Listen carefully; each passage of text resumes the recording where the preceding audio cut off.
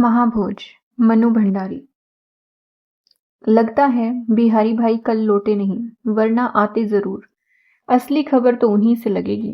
Radio साला कल से दा साहब का भाषण ही गुहार रहा है, जैसे और कोई खबर ही नहीं रही दुनिया में। जनसंचार के साधनों को अपना भोंपू बनाकर रख दिया है। लगता है कि मशाल के दत्ता बाबू को भी अच्छी डोज दे दी गई है। अब दा साहब का कीर्तन ही हुआ करेगा उसमें भी। सुकुल जी ने बड़ी हसरत भरी नजर से उंगली में पड़े नीलम को देखा। पता नहीं यह भी सुकुलवा की किस्मत बदलेगा या नहीं। लगा था जैसे विशु ने मरकर हरिजनों के खोए वोट उनकी झोली में ला टपके हैं, पर अब कल से यही लग रहा है कि वे भी दा साहब झटक कर ले गए। तभी बिहारी भाई प्रकट हुए।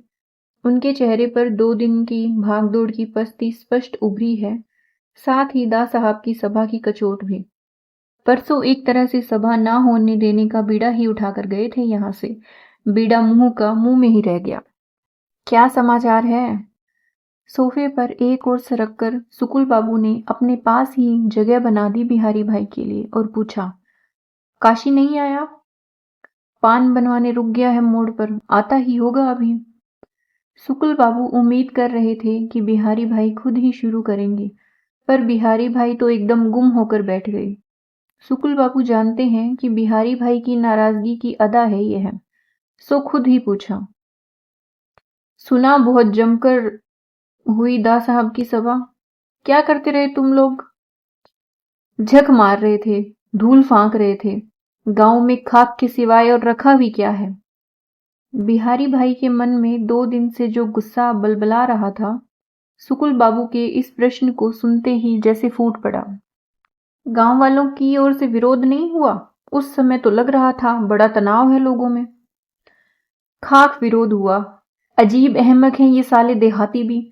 परसों सवेरे से कितना समझाया, किस किस तरह तैयार किया, पर दा साहब हीरा के घर चले गए। उसे अपनी गाड़ी में बिठा लिया तो बस निहाल। जुलूस बनाकर गाड़ी के पीछे पीछे ऐसे जा रहे थे जैसे रामचंद्र जी की सवारी जा रही हो। अपने आदमियों से वही नारे लगवाने शुरू कर देते तो कुछ माहौल गड़बड़ाता। सो सब वहां नहीं हो सकता था। 5 दिन से काशी यही तो समझा रहे थे कि वहां कोई किसी तरह की गड़बड़ी नहीं करेगा, हुड़दंग नहीं मचाएगा, काली झंडियां लेकर मौन विरोध प्रकट करेंगे, बिल्कुल अहिंसात्मक ढंग से। काशी की हूबहू नकल करते हुए बिहारी भाई ने दोहराया और फिर भभक पड़े, गांधी जी के बाद सिर छिपाने को काशी की धोती में तो जगह मिली है बेचारी अहिंसा को। और गुस्से से सिर झटक दिया। सुकुल बाबू कुछ नहीं बोले। समझ गए कि इस गुस्से का असली कारण जरूर बिहारी और काशी के बीच हुई झड़प है। फिर क्या मालूम था कि दा साहब गाड़ी से उतरते ही सीधा हीरा के घर जाएंगे। हीरा का घर ना हुआ साला, कोई देवस्थान हो गया जहां माथा टेके बिना कोई काम शुरू ही नहीं होता हो। जैसे तैसे कुछ आदमियों को मैंने तैयार किया था, सो मंच के सामने बिठा दिया जमाकर। वे ही कुछ बोल-बाल लिए। तभी मुंह में पान का बीड़ा दबाए और एक हाथ से धोती की लांग उठाए पसीने में सरवार काशी प्रकट हुए। मुंह को ऊपर उठाए पीक को भीतर ही भीतर साधे हुए उन्होंने सुकुल बाबू से पूछा, जान लिए हो सब हाल? बहुत भिनभिना रहे हैं बिहारी भाई, इन्हें थोड़ा शीतल करो। और वे पीक थूकने भीतर चले गए। कुछ देर में रुमाल से मुंह पोंछते हुए लौटे। शायद वे मुंह धोकर आए थे। कुछ तरोताजा लग रहा उनका चेहरा। सामने की कुर्सी पर बैठते हुए बोले, हरिजनों के बीच क्रांति करने चले थे, सो तो मसाल वालों के हिसाब से दा साहब ने कर दी। अब अपने लिए कोई और उपाय सोचो। काशी के चेहरे पर न तनाव है न तमतमाहट। बहुत हल्के फुल्के ढंग से बात कर रहे हैं वे, और उनका यह रवैया ही बिहारी भाई को जलाकर खाक किए दे रहा है। बिहारी भाई के मुकाबले काशी का दाव बहुत नगण्य है इस चुनाव में। शुरू से ही सुकुल बाबू का साथ दिया है, सो देते रहेंगे, पर बदले में बहुत अपेक्षाएं न पहले कभी की थी न अब है। मस्त फक्कड़ आदमी है, एकदम मौजी। सुकुल बाबू मुख्यमंत्री थे तो खूब मौज मजा करने को मिलता था। 4 आदमियों के बीच चौधराहट चलती थी, बस इसी में खुश थे वे। पर बिहारी भाई के तो अनेक प्रपंच जुड़े हुए हैं सुकुल बाबू के भविष्य के साथ। कहना चाहिए कि सारे परिवार का भविष्य ही जुड़ा हुआ है एक तरह से। इसलिए यह चुनाव सुकुल बाबू का कम और उनका अपना ज्यादा हो गया है, और यह काशी है कि तमाशा बना रख दिया है इसको। पर करे क्या, होल्ड तो काशी का ही है सरोहा पर। सुकुल बाबू, भोजन में तो अभी देर होगी, इस बीच कुछ चा चू पिलवा दीजिए। बिहारी भाई को ना हो तो कुछ ठंडा पिलवा दीजिए। अरे हाँ हाँ। सुकुल बाबू को जैसे अपनी गलती का एहसास हुआ और उन्होंने बगल में रखी घंटी बजाई तो नौकर चाय की ट्रे के साथ ही प्रकट हुआ। देखो, किशन कितना जानता है, यह काशी आया है तो चाय तो मांगेगा ही। सुकुल बाबू भूल जाएं, किशन नहीं भूलता। मंद मंद मुस्कुराते हुए किशन ने चाय प्यालों में ढाली और एक एक सबको पकड़ा दिया। काशी ने दोनों टांगे ऊपर चढ़ाकर कुर्सी पर ही आलती पालती मार ली और चम्मच से चीनी हिलाते हुए बोले, देखो बिहारी भाई, अब इन गांव वालों को बहुत कोसने गलियाने से तो कुछ होगा नहीं, जैसे हैं। फिर एक घूंट चाय का सुड़क कर बोले, तुमने तो उनके लिए कभी कुछ किया भी नहीं, पर बीसू ने तो जब से होश संभाला इन्हीं के लिए मरता खपता रहा था। लेकिन 5 साल पहले जब बिना वजह पकड़कर उसे जेल में डाल दिया था तो सब सांस खींचकर बैठ गए। तब तो इमरजेंसी भी नहीं थी, फिर भी किसी ने चूं तक नहीं की। फिर दूसरा घूंट सुड़क कर बात जारी रखी। इस आगजनी की घटना के बाद 1 हफ्ते तक बिसू से कतराते रहे थे हरिजन टोला के लोग। अपने यहाँ आने को मना कर दिया था, डरते थे कि ज्यादा मिलेंगे जुलेंगे बिसू से तो कौन जाने उन्हें ही जलवा मरवा दिया जाए। मेरी तो देखी जानी है सारी बात। तो फिर क्यों सारे दिन आप बखान करते रहते हैं कि क्रांति गांव से आएगी, गांव से आएगी, गरीब तबकों से आएगी। सो तो ठीक है, जब सही माहौल बनेगा, स्थितियां ठीक ढंग से आकर लेंगी, आएगी क्रांति वहीं से। यह जमा खातिर रखो तुम। गर्दन झटक कर बात को परे झटक दिया भैहारी ने। अरे तुम्हारी हूं से बात नहीं उड़ेगी, समझे। क्रांति जब भी आएगी वहीं से आएगी, हमारे तुम्हारे किए नहीं होने की क्रांति, और इन किराए के जुटाए हुए लोंडे लपाड़ों से तो कभी भी नहीं। अंतिम फैसला दे दिया काशी ने। रहने दीजिए, इन लोगों को आज 1 पैसे का फायदा दिखाई दे तो कल के लिए पूरी जिंदगी गिरवी रख देंगे अपनी, ये करेंगे क्रांति। बिहारी भाई का तैश और आक्रोश तिल भर भी नहीं घट रहा है। सो तो है ही, काशी ने चाय का दूसरा कप भरते हुए कहा। तुम्हारी तरह शास्त्र भी नहीं पढ़े और जेबें भी नहीं भरी हुई हैं बेचारों की। जो कोड़ी कोड़ी को मोहताज हो उसे जहां भी 2 पैसे दिखेंगे उधर लपके का तो सही। तो फिर ठीक है, जोरावर के वोट हैं ही दास साहब के, हरिजनों के वोट भी उधर ही जाते हैं, तो फिर यहां क्यों मगजमच्छी करने बैठे हैं। अपने अपने घर चलकर सोइए मजे से, 4 साल बाद आंख खोल लेना। सारी बात का उपसंहार करते हुए बिहारी भाई ने कहा और शरीर को एकदम ढीला छोड़कर पीठ को सोफे पर टिका दिया। इतनी देर से सुकुल बाबू चुपचाप ही दोनों की बहस सुन रहे थे, अब एकदम भड़क गए। क्यों बेकार की छोटी छोटी बातों पर समय बर्बाद कर रहे हो। यह बताओ कि रैली की तैयारी कैसी चल रही है। 4 दिन चाहे और ज्यादा ले लो, पर बस यह रैली ऐसी होनी चाहिए कि तहलका मच जाए। सारे हरिजन और खेत मजदूर मौजूद हों, उसमें औरत बच्चों के साथ।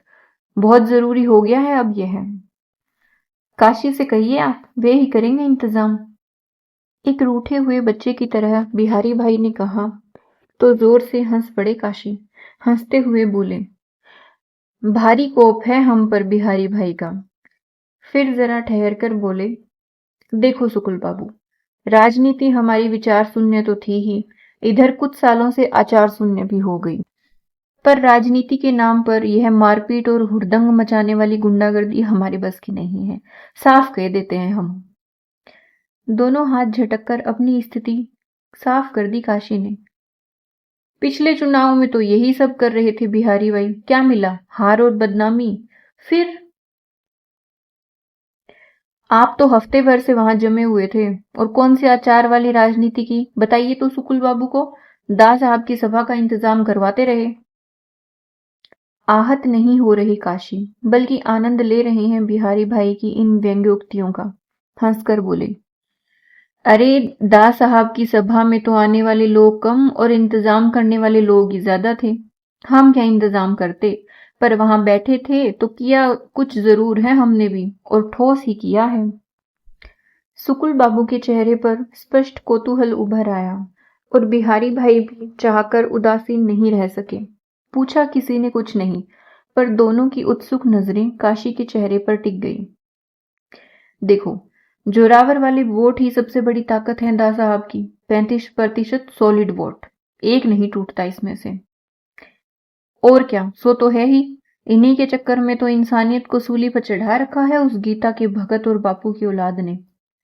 पर तुम उसमें क्या कर लोगे? बचे हुए 65% वोट दिलवा दोगे अपनी आचार वाली राजनीति से या मूक विरोध से? खीज और कुढ़न जरा भी कम नहीं हुई बिहारी भाई के स्वर में। नहीं, उसमें से भी 20-25% तो ले ही जाएंगे दा साहब इस योजना वोजना के चक्कर में। पर हाँ, इससे ज्यादा वोट नहीं ले जा पाएंगे इस तबके के, जमा खातिर रखो तुम। सो भी बहुत जोर मारा तो वो इंतजाम हम कर दिए हैं। और अपने इंतजाम से बेहद संतुष्ट होकर उन्होंने डिबिया में से 2 पान निकाले और बाएं गाल में दबा लिए। उंगली से जरा भी चूना नहीं चाटा। 35 जमा 25 वाले सीधे से हिसाब के बाद जमा खातिर करने के लिए बचा ही क्या था, सो बिहारी भाई ने शरीर फिर सोफे की पीठ के हवाले किया। लेकिन सुकुल बाबू समझ गए कि काशी के पास है जरूर कुछ कहने के लिए, पर अपनी आदत के अनुसार कहेगा टंगा टुंगा कर ही। उन्होंने स्वर में आदेश का पुट घोलते हुए इतना ही कहा, काशी, हमने जोरावर को तैयार कर लिया है खड़ा होने के लिए। आखिरी दिन अपना नामांकन पत्र भरेगा। एक धमाका सा करके पीक थूकने के लिए काशी भीतर चले गए। सुकुल बाबू और बिहारी भाई अवाक। काशी की इस बात पर विश्वास किया जा सकता है भला? दा साहब के बूते पर जोरावर मनमानी करता है और जोरावर के बूते पर ही दा साहब अपने पांव के नीचे जमीन महसूस करते हैं। जोरावर विरोध में क्या खड़ा होगा भला? काशी लौटकर आए तो सुकुल बाबू ने पूछा, तुमने तैयार किया खड़ा होने के लिए और वो हो गया? हो गया? हम खुद नहीं गए उसके पास, हमने तैयार करवाया। उसे मालूम नहीं कि इन 2 घटनाओं के बाद जान फंसी हुई है उसकी दा साहब की मुट्ठी में। यही तो समझाया उसे कि यहीं रहा तो जिंदगी भर गुलामी करनी पड़ेगी उसे दा साहब की। पैसा भी दो और अंगूठे के नीचे भी रहो। एक बार जीतकर विधानसभा में पहुंच जा, फिर दा साहब को मुट्ठी में रखना। बस बात गले उतर गई उसके। फिर थोड़ा रुककर बोले, जाट आदमी है, ऊपर से पैसे ने भेजे में गर्मी भर रखी है बुरी तरह। गुलामी करना तो दूर, गुलामी की बात भी रास नहीं आती उसे। फिर दा साहब की इस घरेलू वाली योजना से बहुत भड़का हुआ है। समझवा दिया उसे कि दा साहब जड़ काटने पर लगे हैं। जितना फायदा उठाना था उठा लिया तेरा। पूरी तरह विश्वास न होने पर भी दिमाग आंकड़ों में उलझ गया सुकुल बाबू का। स्थिति का नया नक्शा उभरने लगा मन में, पर बिहारी भाई बिल्कुल तटस्थ ही हैं सारी स्थिति से। न विश्वास जम रहा है, न कोई नक्शा उभर रहा है। बस अब खेत मजदूरों और हरिजनों को अपनी तरफ करने का काम जोर शोर से करो। योजना का पैसा सरकार से ले और वोट हमको दे। पिछले चुनाव में जैसा हमारे साथ हुआ था, ठीक वैसा ही दा साहब के साथ करवा दो। इस बार हो भी जाएगा।